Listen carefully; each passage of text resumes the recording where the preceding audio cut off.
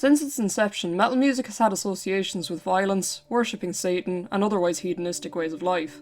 For the most part, we can agree these stereotypes are stupid, but what happens when the frontman of one of metal's most famous Christian bands, a man with the reputation of being the nicest guy in metal, hires a hitman on his wife after cheating on her? This sentence might sound like some insane, weird ad-lib, but that's actually what Tim Lambesis, the frontman of Christian metalcore band As I Lay Dying, was arrested for in San Diego in May of 2013.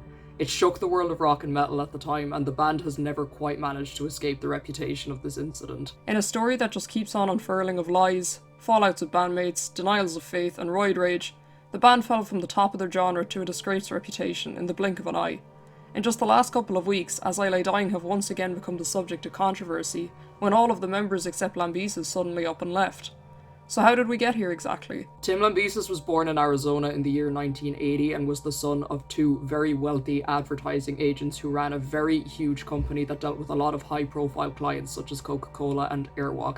He is the third child out of four brothers, and the family relocated to San Diego, California when Tim was about 7 years old. Aside from this wealthy background, there's not a huge amount of information about Tim Lambesis' childhood available online, though it is confirmed that he went to a lot of Christian schools, and even went on to major in religious studies in Liberty University in Virginia for some time. Prior to his time in As I Lay Dying, it's also reported that he worked for a period at his parents' advertising company. Unlike a lot of Christian kids, Lambesis' faith wasn't something that was simply pushed upon him by his parents. He had his own personal relationship with God and felt very connected to his faith, something that he always claimed would only strengthen and grow more personal as he grew older. He was even voted most like Jesus in high school, and his Christian faith would go on to have a huge influence over his musical career. Tim started listening to metal music around the age of 10 years old and quickly became invested. Lambesis became interested in pursuing music for himself while still in high school, initially interested in becoming a bass player. His first attempt at being a vocalist would be for the band Against the Mark, a band he formed with his friend Matt Carlson, who would serve as the band's drummer. After getting a full lineup together, they would change the name of the band to Life Once Lost, but this lineup and name didn't last very long before the band went on an indefinite hiatus. Lambesis would then briefly join the ever-revolving lineup of Dallas-based Christian metalcore band Society's Finest before returning to California to reattempt Life Once Lost. He restarted the band with an entirely new lineup, and decided to change the name of the band to As I Lay Dying after discovering the Philadelphia-based band A Life Once Lost, obviously uncomfortably similar in name. At this point in time, As I Lay Dying's lineup consisted of Lambesis, drummer Jordan Mancino, and guitarist/bassist Evan White. Mancino and Lambesis did briefly join Christian hardcore band Point of Recognition, with Lambesis serving as a guitar player, but both quit after recording one album to pursue As I Lay Dying exclusively. They were signed to Pluto Records very shortly after their formation, and immediately began working on their first album, Beneath the Encasing of Ashes. Aside from music, Lambesis is very passionate about bodybuilding and fitness, and has even featured in many YouTube videos detailing his bodybuilding and workout routines. He also has a deep interest in tattoos, with most of his body covered. His interest in fitness, however, is something that has been linked to his personal deterioration, something I will circle back to later in the video. As I Lay Dying's music took on a mostly melodic metalcore form, with the members' Christian faith being very much at the forefront of the band's image and lyrics. The band would also go through quite a lot of revolving members over the span of their early career, with Mancino and Lambesis being the only constant musicians. In the most consistent lineup of the band, they were joined by guitarists Nick Hipa and Phil Scrozo, and bassist Josh Gilbert. They did enjoy a steady stream of success and built an enormous fan base, played metal festivals all over the world, and won awards from the likes of MTV and Loudwire. They even received a Grammy nomination in 2008 for their song Nothing Left. Due to their immense success, they managed to break out of the box of Christian metal specifically, and gain a large fandom with non-religious metalcore consumers also. From 2001 to 2012, they would release 6 albums total, with their 4th album, An Ocean Between Us, granting them a lot of mainstream recognition due to its critical and chart success. Their follow-up album to this, The Powerless Rise, became another huge critical success, receiving almost exclusively positive reception. Lambesis also has an extensive list of credits as a producer he garnered during this period, and also featured on many tracks by other metalcore and hardcore bands, such as Evergreen Terrace and The Devil Wears Prada. In 2008, Lambesis would form the side project Austrian Death Machine with Chad Ackerman from the band Destroy the Runner. Austrian Death Machine has managed to survive to the present day, though like As I Lay Dying, Lambesis has been the only consistent member, with the other band members being changed around frequently. Austrian Death Machine is a thrash metal project that is both a tribute to and parody of the films of Arnold Schwarzenegger, who Lambesis seems to be a fan of, even having a tattoo of the actor. Austrian Death Machine has attracted its own separate controversies due to Lambesis using crowdfunding to pay for some of the band's recordings, money which many now suspect went towards the crime Tim would go on to commit. Lambesis would also briefly form a death metal side project called Parithion in 2013, which did attract some controversy with As I Lay Dying's Christian fans who questioned the lyrics and whether or not Lambesis was still a Christian himself. Lambesis assured them he was still very much connected to his faith. However, in hindsight, it's very clear that cracks would be forming in Lambesis' relationship with Christianity by this point in time. Following Tim's incarceration in 2014, the other band members of As I Lay Dying would go on to form a band called Woven War with vocalist Shane Blay, as all of Tim Lambesis' musical projects were put on an indefinite hiatus. Prior to his time in jail, the band's last release had been their 2012 album Awakened. There's very little information about Tim Lambesis and Meggan Murphy's early marriage or previous relationship online. What is known is that they married in 2004 and have 3 children, 2 daughters and a son, who were adopted from Ethiopia. Lambesis has stated that he decided he wanted to adopt when it became time for him to become a parent when he was still just a teenager, after working with children during some missionary work in Mexico. Lambesis began the end of their marriage in August 2012, when he emailed Murphy while As I Lay Dying were on the road touring. The email stated that he was no longer romantically in love with her, had been cheating on her with a girlfriend while he was on tour, and that he didn't believe in God anymore, leading to their initial separation. Murphy, who was also a devout Christian, filed divorce papers in San Diego 1 month later. Murphy's divorce papers went into more detail about the factors that caused the breakdown of the marriage. She stated that Lambesis had become completely obsessed with bodybuilding in the gym, spending more time there than at their home when he wasn't touring, and also expressed concern for his steroid use, which at this point was becoming an evident problem. Not being home also meant he was spending little time with their 3 children, and she stated that even when he was spending time with them, he was dangerously distracted, spending more time on his phone than watching them. One time he even fell asleep as they played in their swimming pool. Murphy has also alleged that Tim had taken 2 separate trips to Florida during their marriage to see a girlfriend he had been engaging in an affair with, and that he was wasting thousands of dollars getting tattooed. I couldn't find any clarification on how many extramarital affairs Lambesis was having exactly, but some articles do suggest it was multiple. I genuinely hope Meggan Murphy is in a really good place in life today and is a lot happier. This all sounds so horrible to go through, even without taking into account what would go on to transpire. While she did initially state in the divorce papers that the split was amicable and she didn't feel to be in any danger, Murphy had already restricted Lambesis' access to their 3 children quite heavily following the separation, and it would appear she wanted to restrict that even further following the finalization of their divorce. Lambesis was also angered when he realised Murphy would be getting a lot more of his money in the divorce settlement than he had originally thought. It would appear these 2 factors would kind of be the tipping point for the downward spiral that would go on to occur next. Christianity is an unavoidable aspect of the conversation when speaking about Tim Lambesis. His faith is something he has spoken about extensively, and As I Lay Dying are one of the most popular bands of all time in the Christian subsect of heavy metal. Furthermore, Lambesis' faith would be put under a microscope when he became the subject of controversy due to his trial, and he seems to have had somewhat of a confusing history with it in general, often going back and forth as to what his beliefs are, and other times outright denying his faith. While As I Lay Dying have maintained the image of a Christian band and discussed themselves as such, in 2012, Lambesis made a fairly confusing post on his Tumblr account discussing the lyrics of the album Awakened, basically stating that he felt confused as to where the truth actually lay with religion, and that he considered the possibility of God existing to be less and less likely as he grew older, though he didn't hate religion, and was still inspired by the words of Jesus. This took a further downturn when Lambesis published another blog post while on house arrest in 2013, confirming he indeed no longer was a follower of the Christian faith, and would later state that while awaiting trial in 2014, that the band had secretly considered themselves atheists for some time, and were just keeping up the Christian image as a marketing tactic to sell more records. This was contested and denied by other members of the band, and this honestly does appear to be Lambesis being spiteful towards them as they cut communication with him after the trial. The singer said that it was incredibly common for the members of Christian bands to not really be Christian, stating that As I Lay Dying had toured with many such bands, and even said he would feel awkward when fans would ask the band to pray with them.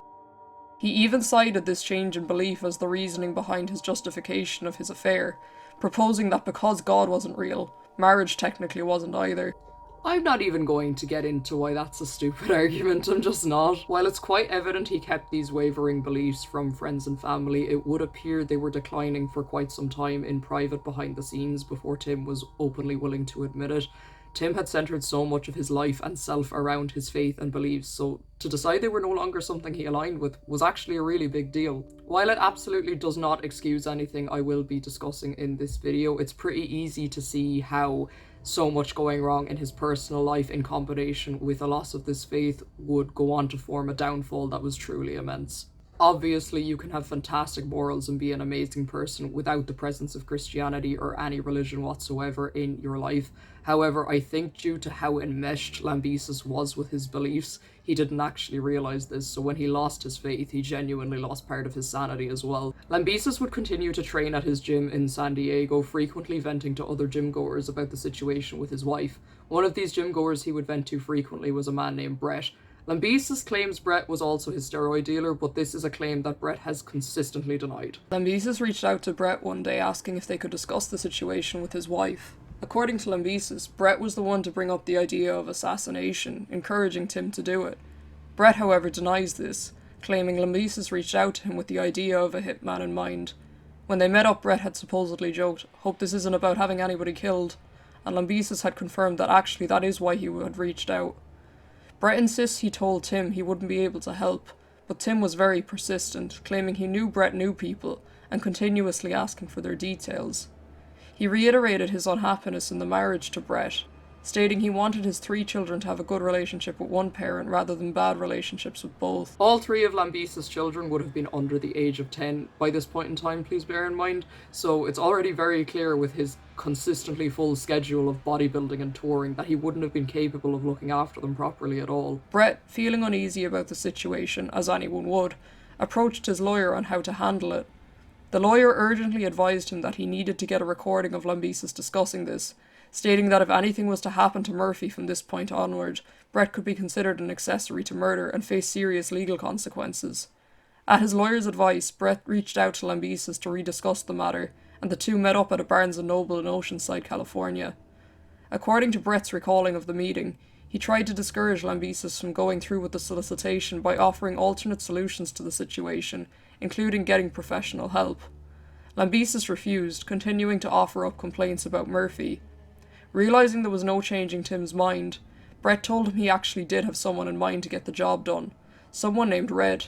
Red didn't actually exist, and Brett had recorded their entire conversation in the interest of protecting himself. Lambesis gave Brett permission for his phone number to be passed on to this Red character, not realising he was about to implicate himself and completely change the course of his life forever. While it's not clear how exactly the police were contacted or became involved, a San Diego County Sheriff's deputy posed as Red and called Tim Lambesis to stage arranging the hit. The day before this call had taken place, Lambesis had called Murphy to obtain their children's social security numbers, telling her he had a few loose ends to tie up. Tim met the deputy, posing as Red, in the same Barnes & Noble to discuss how Murphy would be taken care of on May 7th, 2013. Why Barnes & Noble though? That seems like a crazy thing to be discussing in a public place. I mean, I guess it's a pretty crazy thing to be discussing in general. The deputy had requested prior to the meeting that Lambesis bring a photograph of Murphy, a $1,000 deposit for the hit, and Murphy's address. At the meeting, all of which was secretly recorded by the man posing as Red, the two agreed that the total cost of the assassination would be $20,000, and Lambesis also provided the security code for the gate of Murphy's housing complex, as well as a suitable date for the hit to take place. These dates kept in mind that Lambesis would be with the couple's 3 children, eliminating himself as a suspect.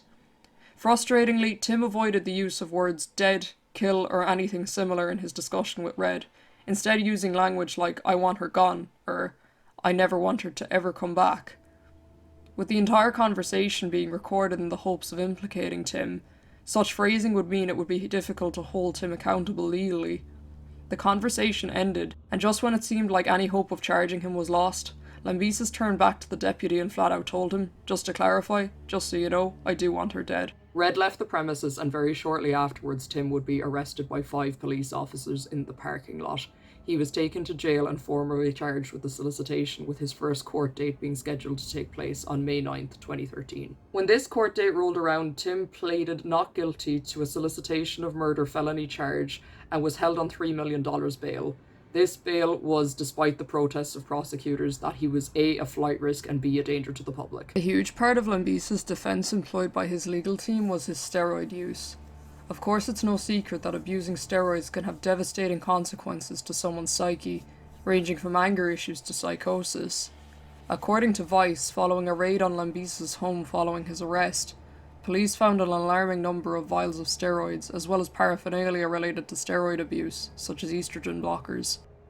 This became the basis of his not guilty plea, with his lawyers detailing how his steroid use had led to a devastating and misguided thought process, which had culminated in this horrific act.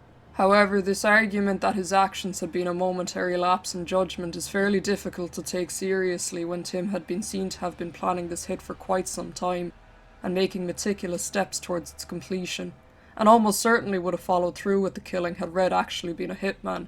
Facts that the prosecutors were ready to fight back with. Lambesis and Murphy had managed to keep the details of their separation and divorce fairly hidden from the world. However, with this huge public light being shone on them during the trial, the cat was completely out of the bag. This story went way beyond alternative music spaces. It was covered by mainstream news outlets worldwide, and as a result, As I Lay Dying's fans were exposed to Tim's double life as an atheist and an adulterer who had tried to just murder his wife, versus the Christian rock star and family man he was portraying himself to be to the public. Present in the courtroom at this initial hearing were Lambesis' bandmates, representatives from their management, and Metal Blade Records, who they were signed to by this point in time, as well as the band's legal representation. At a second bail hearing on May 17th, Lambesis' bail bond was reduced from $3 million to $2 million, and as a result he was released on the conditions he would wear a GPS monitor, not attempt to contact or otherwise communicate with his ex-wife and their children, and he would be subjected to heavily monitored travel restrictions, meaning As I Lay Dying's upcoming tour with Killswitch Engage was cancelled. It was during this time he would make some of the blog posts announcing his fate that I discussed earlier. On February 25th, 2014, Lambesis would change his plea from not guilty to guilty. I couldn't find any information online as to what prompted him to change his mind exactly. I would imagine it was the prosecution having such a solid case of evidence against him, and Lambesis hoping that this would lighten his punishment, but please note this is purely speculation on my part. Lambesis was up against a maximum prison sentence of 9 years and a $10,000 fine. Bear in mind his civil case with Murphy finalising their divorce hadn't actually been completed yet either, and following this trial, she would go on to sue him for a further $2 million in damages for medical expenses and emotional distress. On May 16th, 2014, Lambesis would be sentenced to 6 years imprisonment. His sentencing was attended by some of his band members as well as Murphy's friends and family. Meggan's father expressed continued fear for his daughter's life, anxious that Tim's imprisonment would serve as a perfect alibi if anything were to happen to her going forward. Meggan also read an impact statement of her own detailing the fear and fragility she felt. Tim responded in a tearful statement thanking Meggan for keeping him in her prayers despite his actions. Lambesis would serve around 2.5 years of his sentence before being released on parole at the end of 2016. During his time in prison, he filed 2 separate lawsuits against 2 detention centres he'd been in for gross negligence after they failed to provide him with the appropriate care for withdrawals from his steroid abuse. Lambesis claims this negligence led him to develop breasts and develop extreme emotional distress as well. His request for $35 million in damages was thrown out pretty much immediately. However, the claims of medical negligence still haven't been brought to trial as of today. The exact date of Lambesis' release from prison was December 17th, 2016. He has been married twice since leaving prison, and is currently still married to his 3rd wife. How does someone who tried to kill their spouse manage to get married 2 more times? It is unlikely he will ever see his 3 children again. Lambesis didn't take long before reaching out to the former members of As I Lay Dying to attempt to make amends, who bear in mind were in woven war with another vocalist at this point in time. Josh Mancino had been the only other member to not officially leave As I Lay Dying, though he had ceased communication with Lambesis.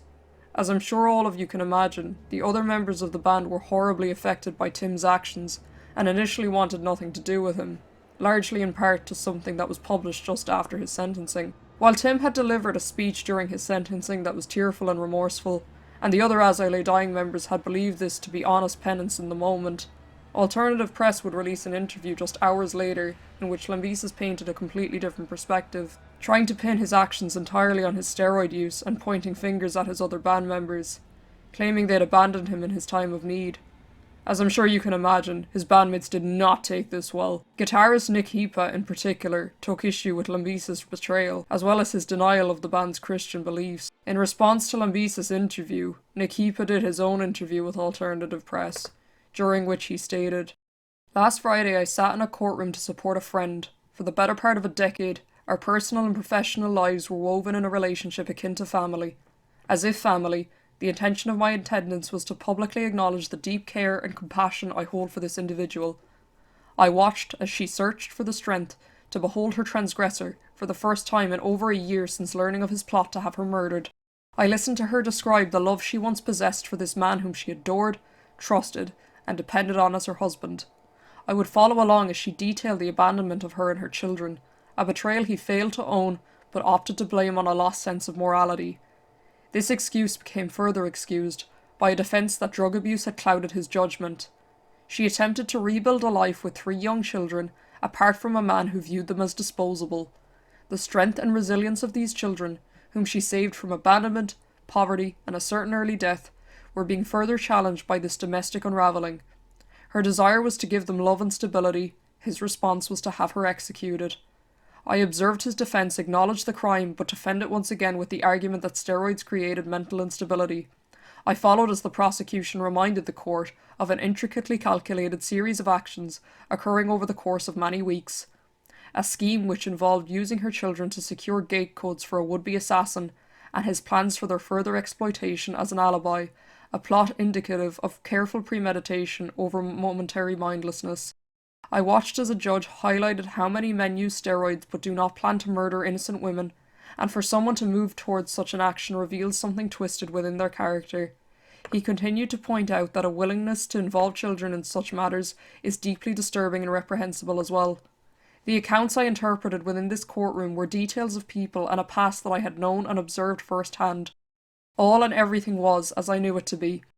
I share this in response to an interview between Tim Lambesis and Ryan J. Downey that was released on allpress.com moments after this woman and her family were given their closure. Behind the facade of a penitent man with a renewed outlook, restored faith, and apparent remorse is a fairly appalling agenda to further damage the lives and reputations of his non-supporters.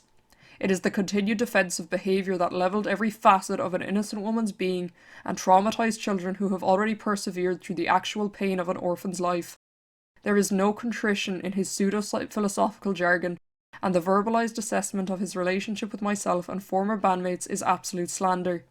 I had spoken with him directly and in length of how 100% of my heart, love and loyalty was being directed in support towards his victims. These victims being people I had opened my heart to as family for many years, and whom I pray will find healing from his deep abuse. In complete disregard for the truth as I'm certain he understands it, he opted to fabricate motives that describe us abandoning him as a callous business decision. The intent of his defamation is to create an air of sympathy and support under the false pretense of a forthcoming tell-all. Unfortunately, this has worked to a degree, as many strangers have put effort into projecting hatred towards those of us who chose to defend the guiltless subjects of his crimes. It is regrettable that he utilised this platform as a means to justify his conduct. The prosecution of this case profiled him as a sociopathic narcissist, in definite need of rehabilitation. For those of us who truly knew the man for who he is, it's shameful that in spite of all he's still as he ever was, and just as they say. For Jordan, Phil, Josh and myself will continue to carry on, knowing we behaved honourably, lovingly and loyally to the individuals who truly needed it. While everything Nick Heapa said was absolutely upstanding and correct, I do feel like it was kind of shitty journalism on alternative press's part to not provide accurate timing of that interview. It's not like Tim got up on the stand crying and apologising and immediately running off with an interview with a completely different perspective, but the timing of the release of the article made it look like that's exactly what happened. Again, nothing excuses what Tim Lambesis did, but I think if he had a genuine change of perspective and real remorse, that deserves to be at least acknowledged. Nonetheless, the damage had obviously been done in an array of different ways. Lambesis began his attempts at reconnection by first reaching out to Josh Gilbert and Jordan Mancino, who gave in to his contact attempts after a couple of months to meet him. Feeling that they did observe a genuine positive change to his character, Gilbert and Mancino began meeting with Lambesis and speaking to him again regularly. With those two successful reconnections, Lambesis began reaching out to Phil Scroso and Nick Hipa, who would prove much more difficult to win over. Like I said, Tim's actions had affected the other members of As I Lay Dying in severely negative ways, and none seemed more outraged than Hipa. Phil Scroso had also gone on the record to state that he initially responded to all of Lambesis' contact attempts with strict refusals to ever speak to him again, publicly stating that he had actually started developing a dislike of Lambesis some time before his arrest, and that not having to be in a band with him anymore had actually proved a relief. Due to neither being able to handle the aftermath of the crime properly and the mental toll it had taken on them both, Scroso and Hipa had actually had a falling out and stopped speaking to one another shortly after the release of Woven War's second album.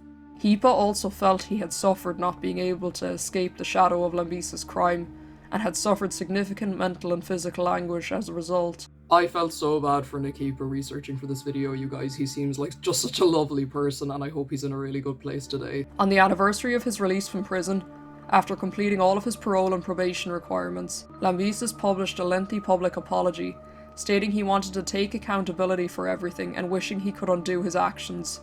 He apologised directly to Murphy and their children, also stating he was not going to discuss them in the future as per their wishes. He also apologised to everyone else in his life, including bandmates, road crew, managers, family members, and his fans. He finished up by stating the apology was not motivated by anything other than true remorse, and it wasn't a tool to promote anything. Following this public apology, Scroso finally did agree to meet with Tim, and like Gilbert and Mancino was very impressed by the change Tim was displaying. As a result, he ended up reaching out to Hipa to repair their relationship as well. After reading Lambesis' apology, Hipa agreed to meet with him to let go of his hatred, as he put it, and became the final member to reconnect with him. Like the others, Hipa was also surprised by the changes he perceived in Lambesis, with Tim taking full responsibility for any wrongdoings that were brought up to him. During this time, the other members of As I Lay Dying began to publicly soften their opinions of Tim Lambesis, not ruling out the possibility of an As I Lay Dying reunion when doing interviews or speaking on podcasts. The band reunited behind the scenes in 2017. This was made public in June 2018, with the release of their song My Own Grave, the music video for which displayed the full classic lineup of the band. Despite the controversy of the instrumental members forgiving Tim, the reunion show in San Diego sold out pretty much immediately. Both alternative media outlets as well as metalcore fans were largely divided on the issue. Some were very excited about the reunion and convinced Tim's actions going forward would demonstrate he was a changed man. Others were appalled by the support he was receiving and turned their back on the other band members for reconnecting with him entirely.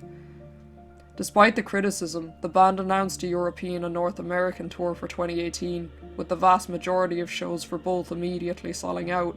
There was enough of a backlash for certain venues to bow out of the supporting tour, however, including them losing their slot at Resurrection Fest in Spain. As you can probably imagine, with such a corroded history, the band couldn't simply just return to business as usual after everything that had happened.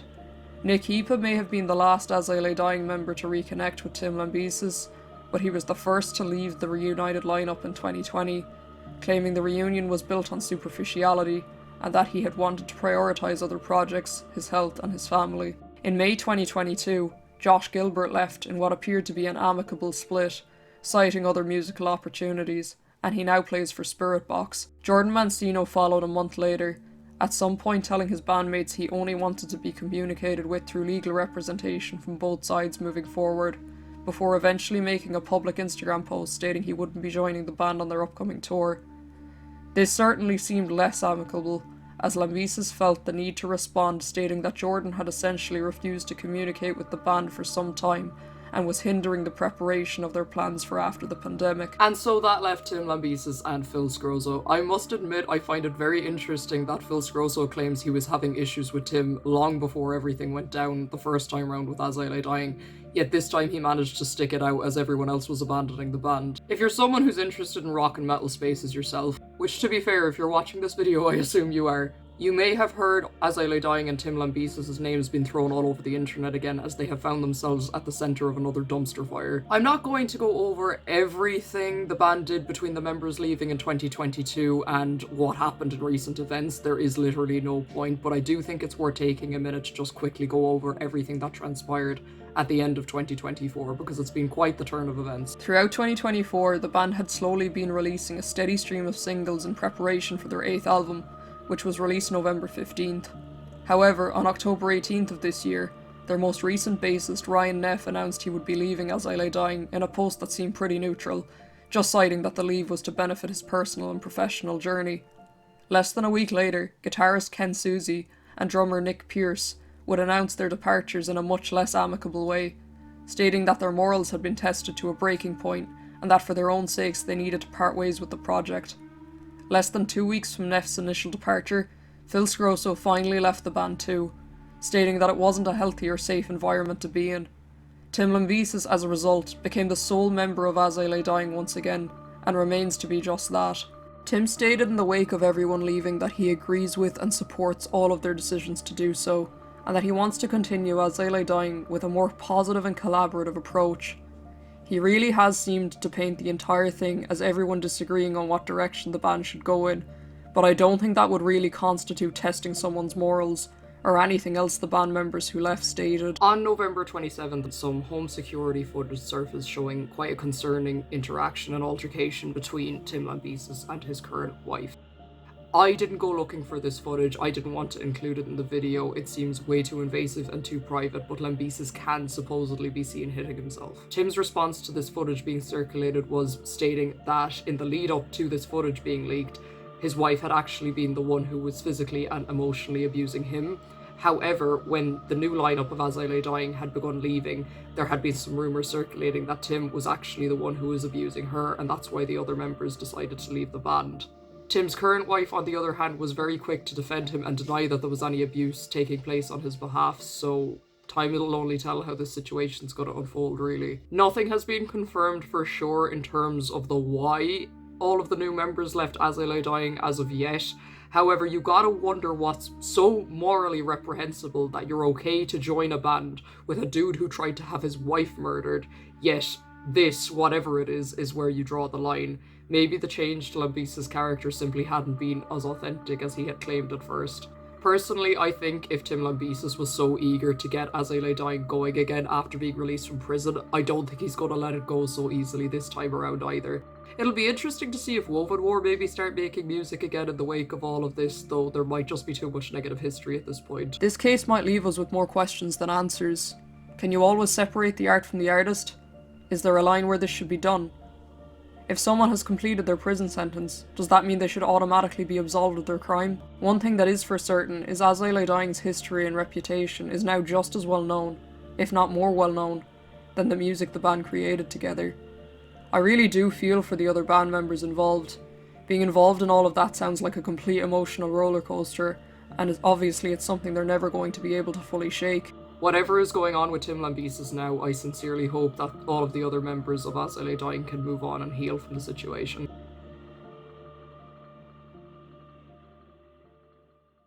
If you've made it all the way to the end, thank you so much for watching, and if you enjoyed, please do give it a like, it really does help out. So this is my first video of 2025, and thank you so much to everyone who supported the channel last year. I hope you all had a wonderful Christmas. How is your new year going? I'm absolutely buzzing for making content in 2025. I have so many ideas, so if you like anything true crime, music, internet culture related, anything of that nature, be sure to subscribe. I'd really love to have you here. Happy New Year, everyone, and I'll see you guys in my next video. Bye!